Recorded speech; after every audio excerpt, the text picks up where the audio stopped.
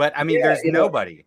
I mean, looking Yeah. at, like, I understood, like, when I saw Danae and I saw Palestine, Yeah. the attention to detail. I mean, you can't even pick it up on this. I mean, it's three-dimensional art that Yep. this is hand painted, correct? Yes.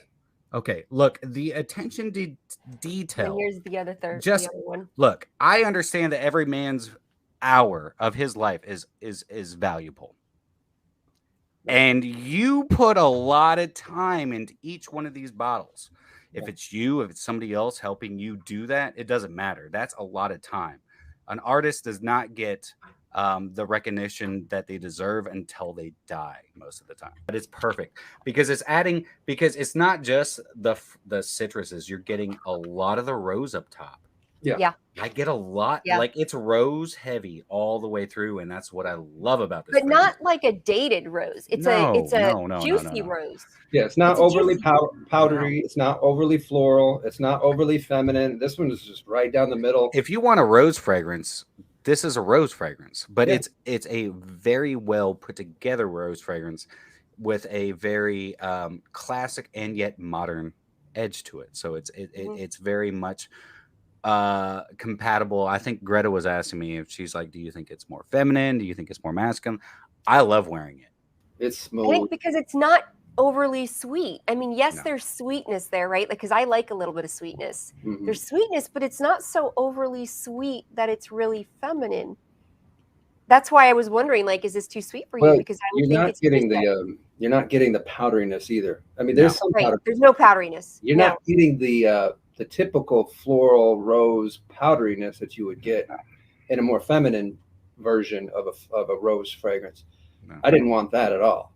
I think the viscosity is kind of like Triumph of Bacchus, if people know that, or Palestine, like that same viscosity where there's no like powderiness or cloudiness. Yours have that syrupy viscosity, and there's a sillage. Like that's certainly something to Argos is the sillage. Yeah, you guys kill it there. Yeah.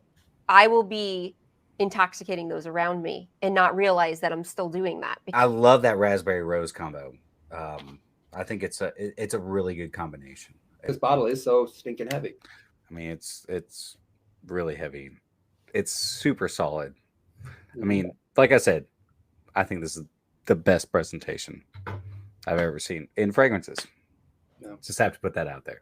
No, you're like the epitome of luxury. It's amazing. Yeah. Like like we were saying, your packaging blows away Raja, but your prices are better and your quality is up there too. That's where high quality comes in too, is these smaller batches. I mean, that's the big complaint when these smaller niche companies get bought by Estee Lauder, is they have to mass produce, which means they have to get away from some of these exquisite naturals so that they can acquire more product, they can have that consistency, and they kind of have to reformulate in order to be mass produced. And that's what makes it such great quality in these niche brands like you.